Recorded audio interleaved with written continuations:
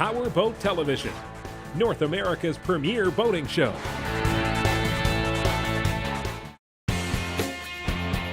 Here's this week's My Boat feature. You know, I love spring. The sun is shining, the air is clean, and the trees and the flowers are blooming. But best of all, the fish are biting. So this week on My Boat, we're gonna take you through the steps of getting your fish boat ready for another season. Performing a detailed winterization in the fall can save you a lot of stress when it comes to springtime. And then, taking the time to properly check over all your systems before you head out fishing can lead to a stress-free season.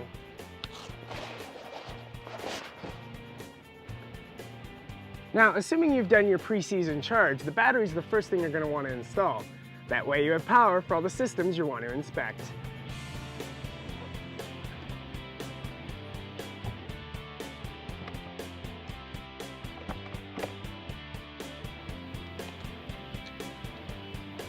Now that your battery's installed, you want to fully inspect your outboard. First, start with the trim. That's working fine.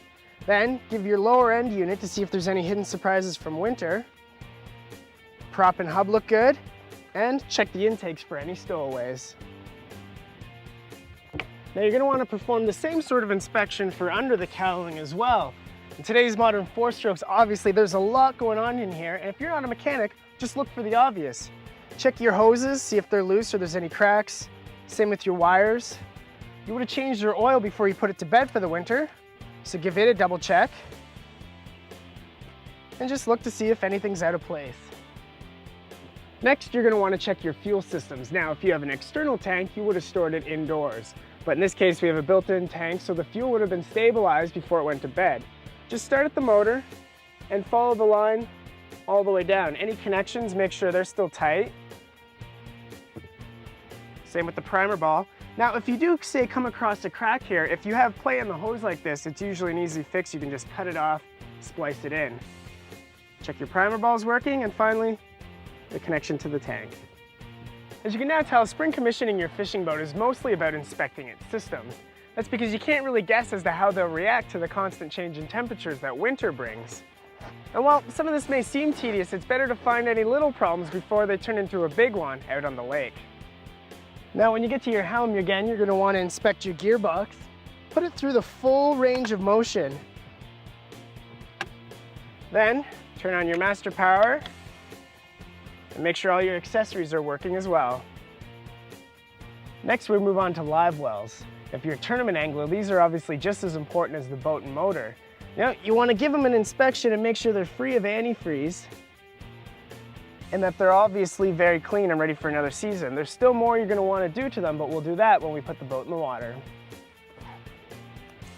And that's all we can do here on dry land. The next thing we do is launch it and go for the water test. Now that we're in the water, we can start with firing it up. Now, you may have to prime it a couple times if you have an older two-stroke, but with newer four-strokes and fuel injection, if all goes according to plan, should just fire right up. Now that it's running, there's a few things we want to look for. If you have an older two-stroke, don't be surprised first if it's smoking more than usual. It's just the fogging solution working its way out. Now with this four-stroke, it's obviously quiet and no smoke, but what you always want to look for is that it's pumping water just fine.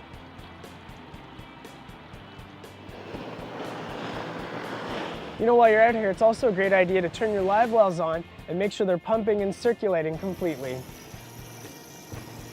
And that's pretty much it for spring commissioning your boat. The ease of spring commissioning is a direct result of how much detail you put into winterization. You check all the systems and look for problems now before they become one on the water. And as for catching fish, well, for that you're on your own.